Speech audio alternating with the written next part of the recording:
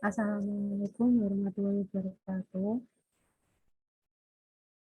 Perkenalkan, saya Setia Regina Putri, absen 23. Di sini saya akan mempresentasikan materi analisis laporan laba rugi dan hubungannya terhadap varian penjualan dan varian biaya produksi. Analisis laporan laba rugi. Pengertian laporan laba rugi.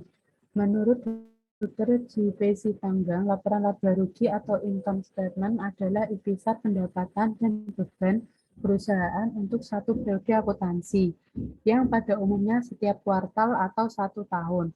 Berdasarkan definisi laporan laba rugi tersebut, maka dapat disimpulkan bahwa laporan laba rugi adalah laporan yang dapat menentukan pendapatan beban dalam jangka waktu. Jenis laporan laba rugi. 1. Laporan laba rugi single step. Pernyataan single step atau langkah tunggal hanya menunjukkan satu kategori pendapatan dan satu kategori pengeluaran. Format ini kurang bermanfaat bagi pengguna eksternal karena mereka tidak dapat menghitung rasio efisiensi dan profitabilitas dengan lingkup data yang terbatas. Laporan ini bersifat sederhana, tidak berisi detail perputaran keuangan yang terjadi pada perusahaan tersebut, dan biasanya laporan laba rugi ini dipakai oleh perusahaan dagang, rintisan, atau UKM. Contoh laporan single step adalah seperti di samping. Next.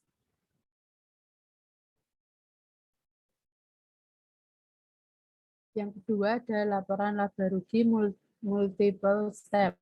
Pada laporan multiple step atau multi langkah, akuntan harus memisahkan akun biaya ke dalam akun lain yang lebih relevan, lebih mendetail, dan dapat digunakan berdasarkan fungsinya. Beban pokok penjualan, biaya operasi dan non-operasional dipisahkan dan digunakan untuk menghitung laba kotor, laba operasi, dan laba bersih. Laporan keuangan jenis ini biasanya sudah berdasarkan standar yang digunakan untuk pelaporan laba rugi perusahaan dagang besar atau perusahaan yang memiliki banyak pemangku kepentingan, seperti kreditor dan investor. Contoh laporan laba rugi multiple step ada di samping. Fungsi laporan laba rugi. Fungsi laporan laba rugi yang pertama adalah untuk dijadikan bahan evaluasi keuangan. Yang kedua, untuk mengetahui bagaimana perkembangan perusahaan. Dan yang ketiga, untuk mengatur langkah kebijakan atasan. Pihak-pihak yang menggunakan laporan laba rugi. Yang pertama, pengguna internal. Biasanya pengguna menggunakan informasi dalam laporan laba rugi untuk menganalisis bisnis dan membuat keputusan. Pengguna internal terdiri atas manajemen perusahaan dan dewan direksi. Sebagai pihak internal di perusahaan, mereka bisa bertindak berdasarkan masalah apapun yang berhubungan dengan arus kas. Yang kedua, pengguna eksternal. Bagi pengguna eksternal, biasanya berguna untuk memeriksa apakah perusahaan tersebut bisa menguntungkan di masa depan atau tidak. Pengguna eksternal terdiri dari investor, pesaing, maupun kreditur.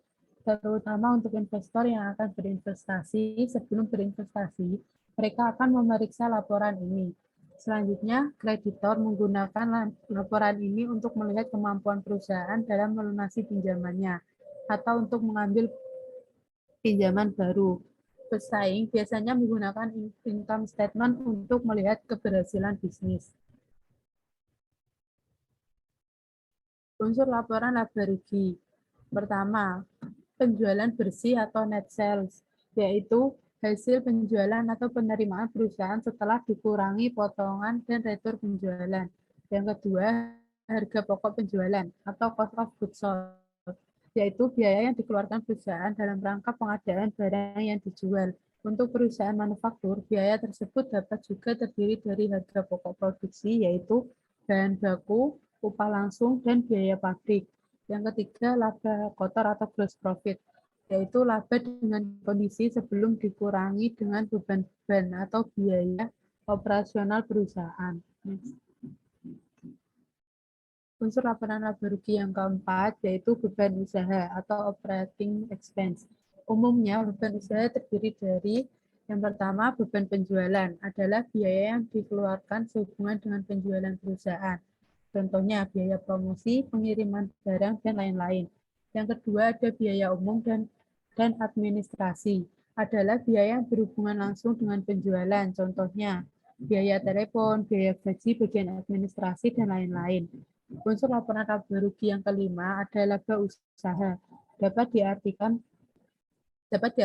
juga sebagai laba operasi, yaitu laba setelah dikurangi dengan beban-beban usaha. Yang keenam, laba sebelum pajak atau earning before tax, yaitu laba yang diperoleh perusahaan sebelum dipotong oleh pajak. Yang ketujuh, laba bersih setelah pajak, yaitu jumlah laba yang tersisa setelah dipotong oleh bunga dan pajak. Yang kedelapan, laba ditahan, yaitu laba setelah pajak dikurangi oleh pembagian dividen kepada pemegang saham. Laba ditahan tersebut diinvestasikan kembali ke dalam perusahaan dan nilainya diakumulasi selama umur hidup perusahaan. Analisis rasio profitabilitas. Pengertian analisis rasio profitabilitas adalah analisis rasio yang digunakan untuk mengetahui kemampuan perusahaan dalam menghasilkan laba atau seberapa efektif pengelolaan perusahaan oleh manajemen.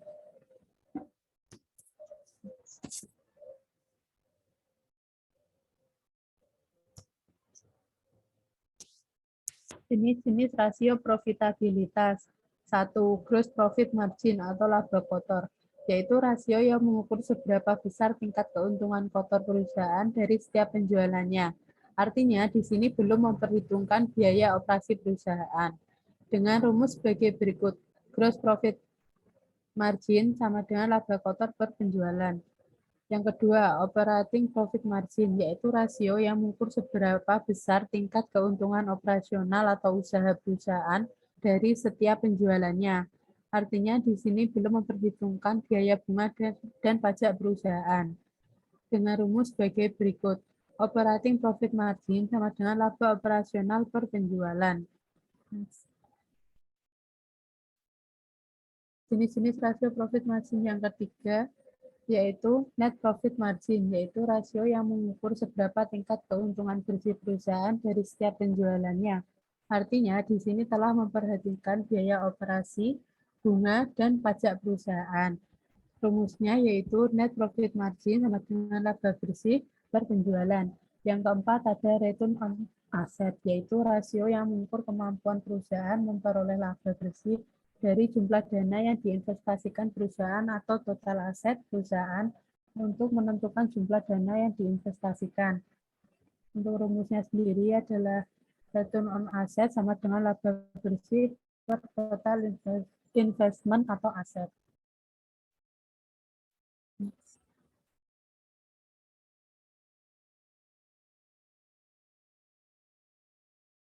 Sekian presentasi dari saya. Apabila ada salah kata, mohon dimaafkan. Jika ada yang ingin bertanya, silakan dikirim pada kolom chat Zoom. Terima kasih.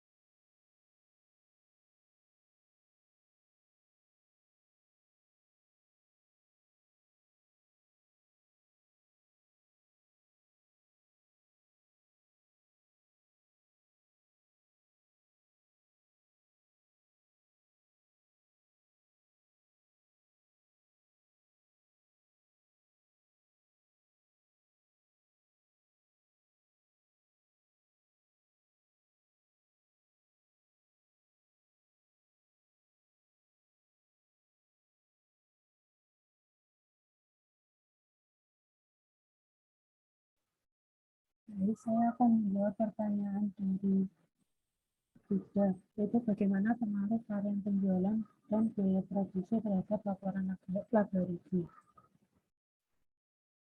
Pengaruh varian penjualan yaitu varian yang positif adalah yang menguntungkan karena hal tersebut mengidentifikasikan bahwa laba aktual melebihi laba yang dianggarkan, dan varian yang negatif adalah tidak menguntungkan.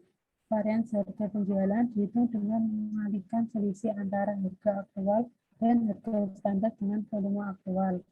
Untuk biaya produksi sendiri semakin besar atau tinggi biaya produksi dikeluarkan oleh perusahaan, maka semakin dapat mengelola perusahaan. Hal ini berarti dengan tinggi biaya produksi suatu perusahaan sangat mempengaruhi laba bersih yang akan diperoleh. Tingginya biaya produksi yang dikeluarkan akan menambah beban pokok penjualan.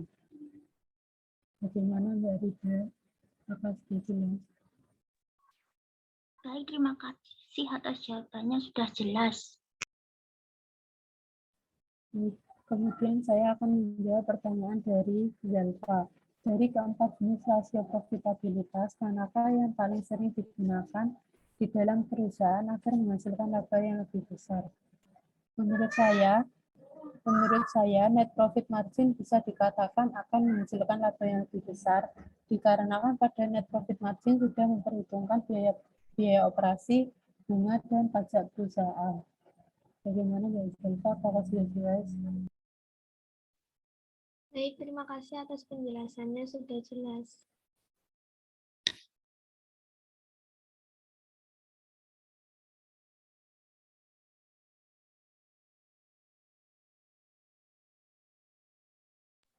Baik, sekian presentasi dari saya. Apabila ada salah kata, mohon dimaafkan.